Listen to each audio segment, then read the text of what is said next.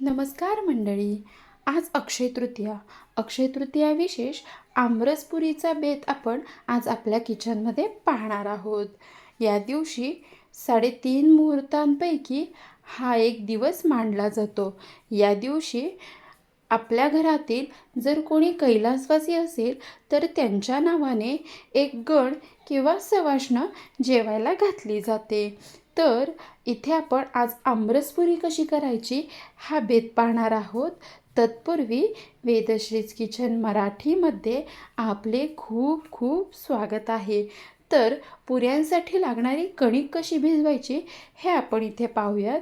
तर इथे मी 5 बाउल इतकं गव्हाचं पीठ घेतलेलं आहे. इथे पाहू शकता आपण. यामध्ये आपण एक छोटी वाटी बारीक रवा ॲड करून घेत आहोत. इथे पाहू शकता.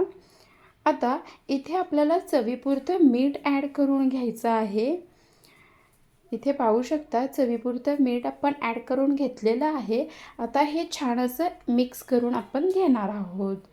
तर यामध्ये आपण गरज लागेल असं पाणी घेणार आहोत आणि याचा घट्ट गोळा आपण तयार करून घेणार आहोत. अगदी थोडं थोडं पाणी आपल्याला घ्यायचं आहे. एकदम पाणी यामध्ये आपण ओतणार नाही आहोत. तर थोडं थोडं पाणी घेऊन आपण याचा घट्ट गोळा करून घेणार आहोत. खूप सैल आपल्याला पुऱ्यांसाठी खूप सैल असा गोळा नको आहे. तर आणि खूप अतिशय घट्ट देखील आपण इथे गोळा नाही करून घेणार. तर इथे पाहू शकता आपला गोळा हा तयार झालेला आहे. छान बोटं देखील रोवली जात आहे. आता हा गोळा पाहू शकता आपण. मी आपल्याला दाखवू शकते की इथे पाहू शकता छान असं आपलं कणिक मळून तयार झालेली आहे. आता ही कणिक आपण भिजण्यास थोडा वेळाकरता बाजूला ठेवून देणार आहोत. तर इथे आता आपण आंबे स्वच्छ धुवून घेणार आहोत. पाहू शकता आमरसासाठी आपण हे आंबे घेतलेले आहेत. हापूस आंबा आहे हा. तर हा स्वच्छ आपण आधी धुवून घेणार आहोत. हे आंबे स्वच्छ आपल्याला धुवून घ्यायचे आहेत. रसाचे आंबे आहेत हे. तर इथे पाहू शकता अशा प्रकारे आपण याची साल काढून घेणार आहोत. अजिबात काळा पडणार नाही असा रस आपण इथे करणार आहोत. तर इथे पाहू शकता याची साल अशा प्रकारे काढून घ्यायची आहे. सालीला अजिबात कुठल्याही प्रकारचा गर चिकटलेला राहत नाही. अशा प्रकारे ही साल आपण काढून घेतलेली आहे. पाहू शकता इथे सर्व आंब्यांच्या साली आपण काढून घेतलेल्या आहेत. पाहू शकता इथे अजिबात सालीला कुठल्याही प्रकारचा गर राहिलेला नाही. आता आपण ही पुरणाची चाळण घेतलेली आहे. पाहू शकता त्याखाली एक टोप ठेवलेला आहे. त्यामध्ये आपण एक एक आंबा करून जसं पुरण वाटतो तसं आंब्याचा रस आपण यामध्ये काढून घेणार आहोत. इथे पाहू शकता या ट्रिकने अजिबात आपला आमरस काळा देखील पडणार नाही. तर पाहू शकता आपण इथे अशा प्रकारे आपण सर्व आंब्यांचा रस काढून घेणार आहोत. तर आंबा खाताना आहे ना खूप असा छान रस लागला पाहिजे जिभेवर ठेवता क्षणी. तर अशा प्रकारे आंबा पाहिजे. जर मिक्सरमध्ये तो रस काढला तर ते टेक्स्चर त्या आंब्याला येत नाही. तशी तोंडात घातल्यानंतर देखील तो तसा लागत नाही. तर पाहू शकता अशा प्रकारे आपण सर्व आंब्यांचा गर काढून घेतलेला आहे. पाहू शकता सालीला थोडासुद्धा आंब्याचा रस चिकटलेला नाही. गरही आपण बाठा देखील पाहू शकता इथे. बाठ्याला देखील कुठल्याही प्रकारचा गर इथे चिकटलेला नाही. पाहू शकता भरपूर घट्ट असा आपला आमरस इथे तयार झालेला आहे. यामध्ये खूप गोड असा आंबा आहे. त्यामुळे आपण फक्त 2 चमचे इतकी पिठी साखर इथे ॲड करून घेणार आहोत आणि अगदी पाव चमचा वेलची पूड आपण यामध्ये ॲड करून घेत आहोत. इथे पाहू शकता. आता हे छान असं मिक्स करून घ्यायचं आहे आणि हा आमरस आपण फ्रीजमध्ये पुऱ्या होईपर्यंत थंड होण्याकरता ठेवून देणार आहोत. तर इथे पाहू शकता आपण छान असा आपला आमरस तयार झालेला आहे. आता आपल्याला हा फ्रीजमध्ये ठेवून द्यायचा आहे. तोपर्यंत आपण पुऱ्यांसाठी कढई गरम करण्यास ठेवली होती. आपली कणिकही छान भिजून झालेली आहे. पाहू शकता छान अशी भिजलेली आहे आपली कणिक. रवा त्यातला मेन भिजणं गरजेचं आहे. तो देखील छान भिजलेला आहे. आता आपण पुरी लाटून घेऊयात. तर इथे मी आपल्याला दाखवते. चपातीसारखा आपल्याला एक गोळा घ्यायचा आहे. मोठा गोळा आपण इथे घेतलेला आहे चपातीच्या कणकेपेक्षा.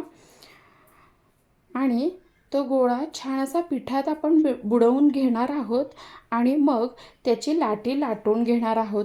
तोपर्यंत मी गॅसची आच ही फास्ट ठेवलेली आहे, जेणेकरून काय होईल, आपलं तेल असं छान तापलं जाईल.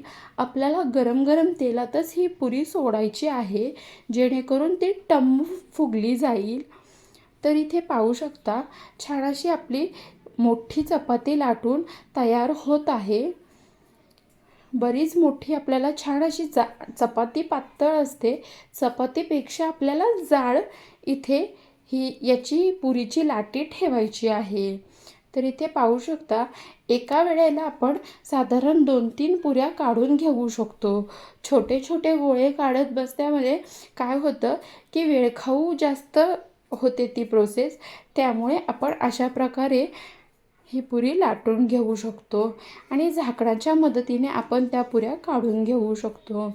तर इथे आपले लाटी लाटून झालेली आहे. आता आपण या झाकणाच्या साहाय्याने पुऱ्या काढून घेऊयात. तर इथे पाहू शकता आपण अशा प्रकारे मी झाकणाच्या साहाय्याने पुऱ्या लाटून घेत आहे. तर एका वेळेला 3-3 पुऱ्या आपल्याला काढता येऊ शकतात. तर इथे लाटी आपण पाहू शकता पुरीची जाडी कशी कितपत आहे ती. आपण पातळ ठेवलेली नाही ती. जेवढी जास्त म्हणजे पुरी जाड असेल ना, तेवढी ती फुलायला जास्त मदत होते. त्यामुळे अशा प्रकारची जाडी इथे आपल्याला ठेवायची आहे. तेल पाहू शकता आपलं छान असं तापत आलेलं आहे आणि मोठ्या आचेवरच आपल्याला ही पुरी तळून घ्यायची आहे, जेणेकरून ती छान अशी फुलली जाते.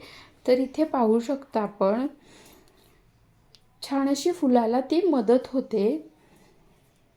रवा टाकल्याने जास्त तेलही पीत नाही पुरी, त्यामुळे रवा नक्की टाकावा पुऱ्यांच्या पिठामध्ये. पाहू शकता टम्म अशी आपली पुरी फुललेली आहे. आमरसपुरीचा बेत म्हणजे खूपच भन्नाट रेसिपी. तर इथे आपण पुरी पाहू शकता. एका बाजूने छान अशी लालसर झाली, खरपूस भाजली की मग दुसऱ्या बाजूने आपण पलटी करणार आहोत, जेणेकरून ती छान अशी तळली जाईल. तर पाहू शकता छान अशी लालसर झालेली आहे, खरपूस अशी भाजली गेलेली आहे पुरी आपली. तर इथे आपण पाहू शकता दुसऱ्या बाजूनेही छान अशी तळली गेलेली आहे पुरी आपली. अशाच प्रकारे आपण सर्व पुऱ्या तळून घेणार आहोत. तर इथे पाहू शकता की एका वेळेला 2 पुऱ्या टाकल्यामुळे काय झालंय, तर इथे एक पुरी छान फुगलेली आहे, पण दुसरी पुरी फुगायला इथे जागा मिळालेली नाही. तर त्यामुळे एका वेळेला एकच पुरी टाकून ती छानपैकी कशी फुगवता येईल हे पाहायचं आहे. इथे पण आपण पाहू शकता. तर अशा प्रकारे आपण सर्व पुऱ्या करून घेतलेल्या आहेत. आणखीन पुऱ्या करणं बाकी आहे. ही मी पहिली बॅच तुम्हाला दाखवत आहे इथे. तर आता आपण आपलं अक्षय तृतीयेसाठी असणारं ताट इथे करून घेऊयात. तर इथे आपण पाहू शकता आपण वरण भात केलेला आहे.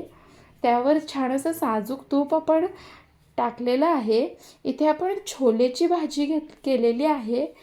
मस्तपैकी पुरी आपली टम्म फुगलेली आहे आणि आमरस इथे पाहू शकता अजिबात काळा पडलेला नाही, असा हा आमरस आपण तयार केलेला आहे.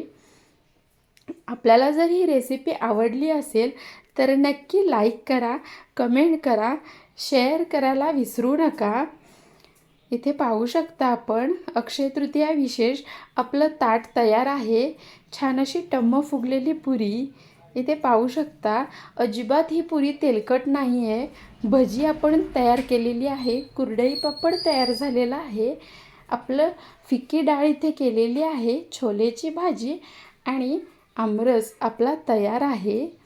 तर आपल्याला ही रेसिपी आवडली असेल तर नक्की लाईक करा, कमेंट करा, शेअर करायला विसरू नका. धन्यवाद.